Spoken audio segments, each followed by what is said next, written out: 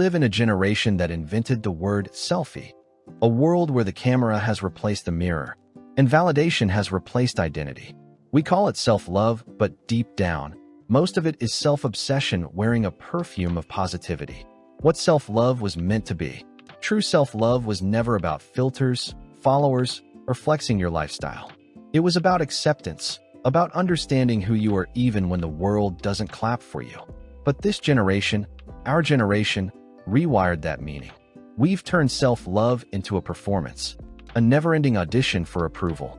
Everyone's trying to look like perfection, but nobody's trying to feel at peace. What the Bible said about it. Even the Bible warned about this age.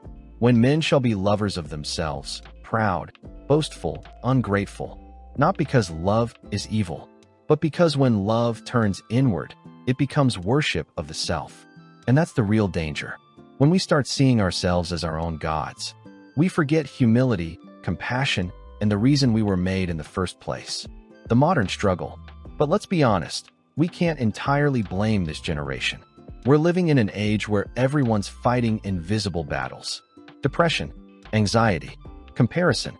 Social media made it easy to compare your reality to someone's highlight reel. Everyone's chasing perfection.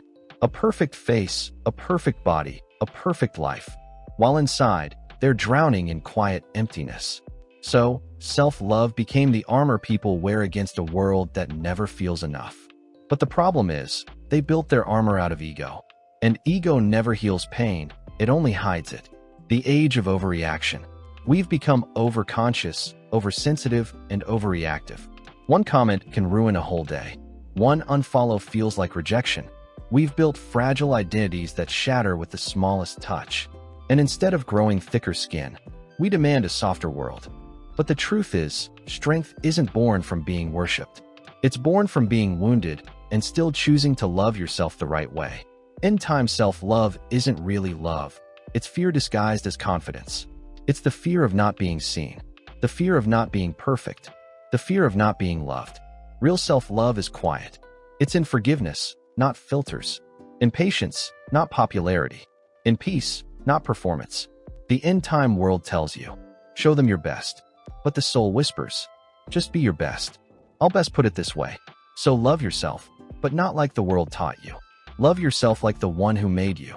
Because in the end, the greatest act of self-love is to remember you were never meant to worship your reflection. You were meant to reflect something greater.